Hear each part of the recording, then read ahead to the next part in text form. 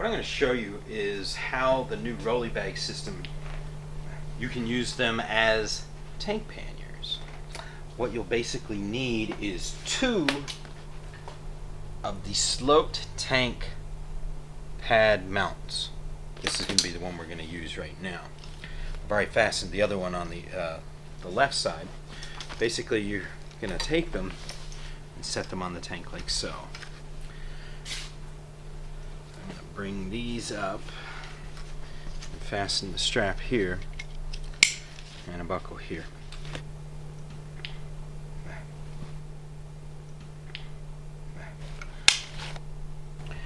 So we've set it up where it's just basically dangling, if you will, on the top. Now we have to run straps to the front and the rear. This is the raw end of the webbing. This end has a buckle sewn in. So we're going to take the raw end around the tube like so. See how that is? Make sure there's no hoses. We don't want to pinch anything back there. And then we just feed the raw ends through the rectangular buckle like so and pull on it. And it's going to cinch nice and snug around that down tube. We're going to feed the raw end through the buckle and back through the other end of the buckle. That allows us to adjust it. And this is a side release buckle, so you can pull it on and off and so on. So I'm going to thread everything up nice and loose. Okay. As you can see, this is a Suzuki DR650, and this is the oil cooler, and this is the oil cooler guard. A lot of people would like to just mount right to that, and what happens is the angle is wrong. It really pulls down and lets this flap around on the way we've designed this. So what I found instead is to go around the actual down tube of the frame over here. Thread the buckle around, thread the webbing through the buckle. It's kind of tight. There we go. Thread the webbing through.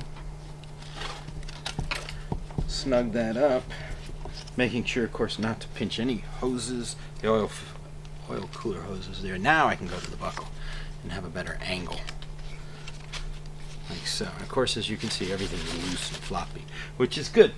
We don't need to tighten it up quite yet, because also we're going to adjust the height. So what I'm going to show you is a small bag and how it mounts to the tank bag mount, or now the tank pannier mount on each side.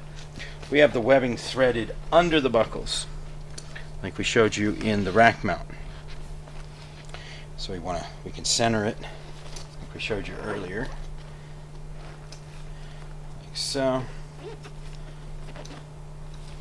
And it's centered on both sides here.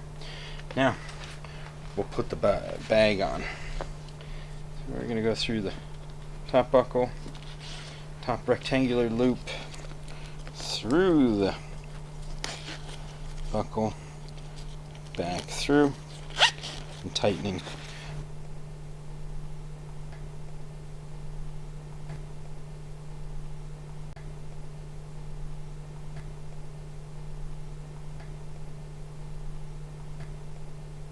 Now we have all the straps in place, and what we're going to do now is basically tighten down on these straps to see where we have our height set. I gotta move the handlebars around. These are the 2 straps between the 2 bags, and here's your gas cap. So it's going to fill. You're basically centering around the fill cap. Now on the other side, I'm just going to tighten them down like so. Get them nice and snug. Now on this side, I'm going to tighten this strap.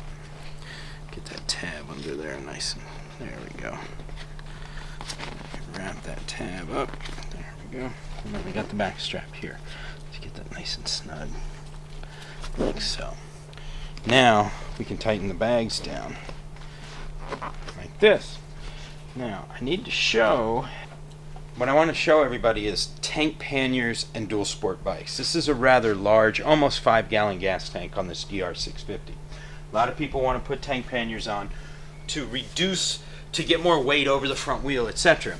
Here is the biggest dilemma in tank panniers and a dual sport bike. I like to ride fairly close on the seat, not way far behind like this. It makes my reach makes my reach far. I like to sit in a neutral position. Tank panniers in this style and size of tank will get in your way. This is a universal regardless of who makes them and what style they are. So tank panniers really do work best on a larger tank bike. Also, keep in mind you want both the same size on both sides. Don't think you can get away with a larger bag and a smaller bag. That's not going to work. You want to keep your weight completely balanced for both sides of the bike.